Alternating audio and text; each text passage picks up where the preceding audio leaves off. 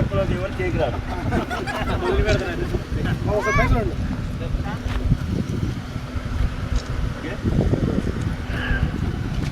మండలం సుబ్లేడు గ్రామంలో జిల్లా నాయకులు రామసాయం నరేష్ రెడ్డి ఘన నివాళులు అర్పించారు. ఆయన ప్రస్తుతం మనతో ఉన్నారు.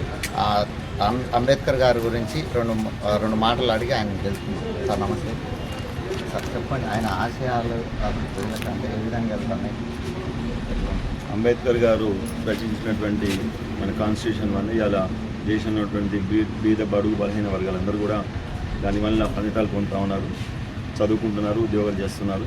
వాళ్ళ జీవితాల్లో సఫలీకృతమై ఇలా వాళ్ళకు మంచి స్థానంలో ఉన్నట్టు అది కేవలం అంబేద్కర్ గారు రచించినటువంటి ఈ కాన్స్టిట్యూషన్ వల్ల వారికి అందరికీ కూడా ఎవరైతే ఆ రోజు అన్యాయం కాబట్టారో వాళ్ళందరికీ కూడా హక్కులు కల్పించి వారికి చదువులో విద్యలో కానివ్వండి ఉద్యోగాలు కానీ వాళ్ళకి రిజర్వేషన్ కల్పించి అలా అందరూ కూడా ఒక సమాన తాటిపై రావడానికి అంబేద్కర్ గారు చేసినటువంటి కృషి వలన ఇలా మన దేశంలో అందరూ కూడా ఒక మంచి సిచ్యువేషన్కి రావడానికి తోడ్పడడానికి తెలియజేస్తారు.